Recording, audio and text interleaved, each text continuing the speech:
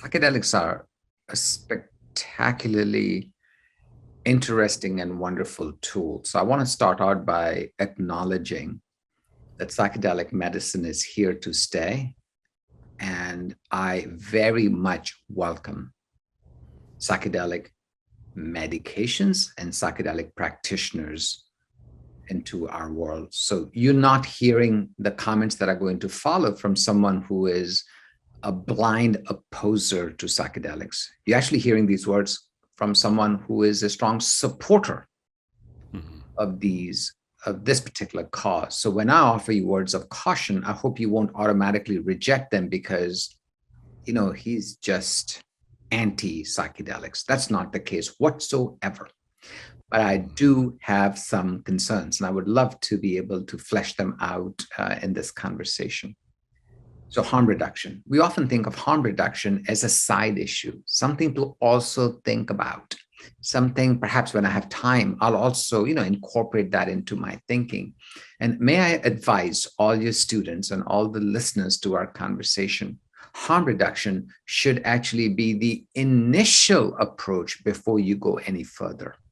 So when a client approaches you, instead of thinking just of the positive opportunities that await the patient, you really immediately want to think about, by doing X, Y, and Z, what potential harm or harms am I exposing this individual to? Now, let me get more concrete, because that's just a conceptual framework, but I had best add more flesh to the bones here. So I'll give you a few scenarios of how you can think it out. Scenario number one, this will be very common. The scenario is of a person who has a long and a complicated history of psychiatric challenges, particularly in the world of trauma, so PTSD symptoms, and or bipolar type or full bipolar symptomatology. You're going to see a lot of these patients who, for all the right reasons, are frustrated with traditional medicine, come to you and say, rescue me. I watched the Michael Pollan documentary. I read X, Y, and Z book, and my friends are so much better. You should do the same. That, dear colleagues, is time for you to think about harm reduction first. Number one, potentially stopping or reducing their current medications.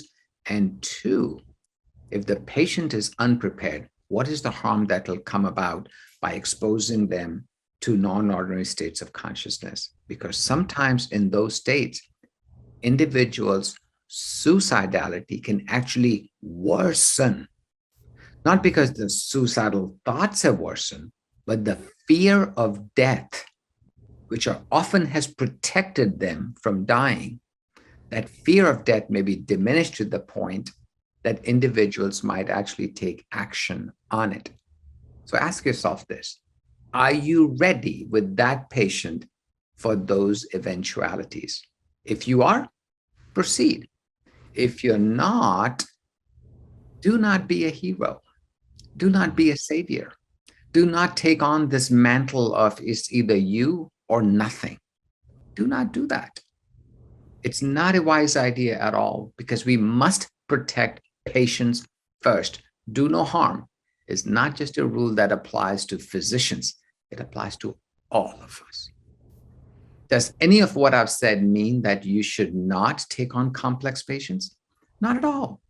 You should, but do it with wisdom, constantly using the magnifying lens, the magnifying glass of harm reduction as being central to your decision-making, which way to go, which way not to go.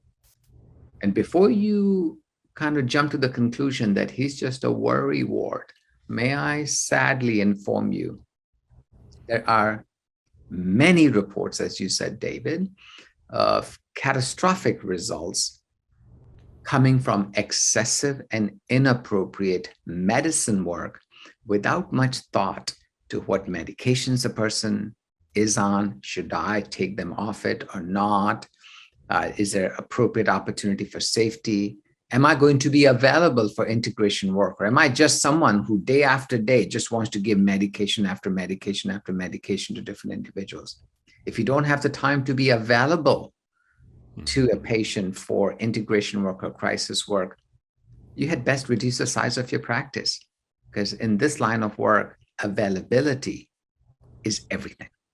So I hope these overarching thoughts really help us be better practitioners, David, by offering our patients a combination of great wisdom and great enthusiasm for these approaches, but at the same time, making sure that the patient's safety is never threatened.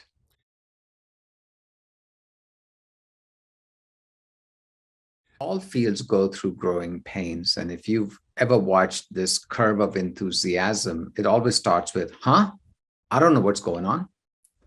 And then you learn something about it, and immediately societal enthusiasm for everything, intermittent fasting, keto diets, next supplement that we can try, it jumps rapidly to the highest reaches, followed by an immediate heartbreak. Oh no, this was all crap. This is all terrible. And then it moves into a place of the middle ground. Yes, there are strengths. Yes, there are weaknesses. It has been true for centuries. That's how we humans do things. I think psychiatry and mental health and psychedelic medicine perhaps is at its peak in its enthusiasm. That's great. I like enthusiasm. But with enthusiasm that is unfettered with caution, it crashes to be expected. And what you're doing, David, and Atma is doing right now is preparing your students to be wise before wisdom is thrust upon them or enforced upon them. So you're doing a magnificent job. And this concept of underground work is new, right? Before these substances were made illegal, relatively recently, there was no such thing as underground work. There's only work. And what they did in Peru or in Mexico or Jamaica, that wasn't underground. That was just work. Yeah.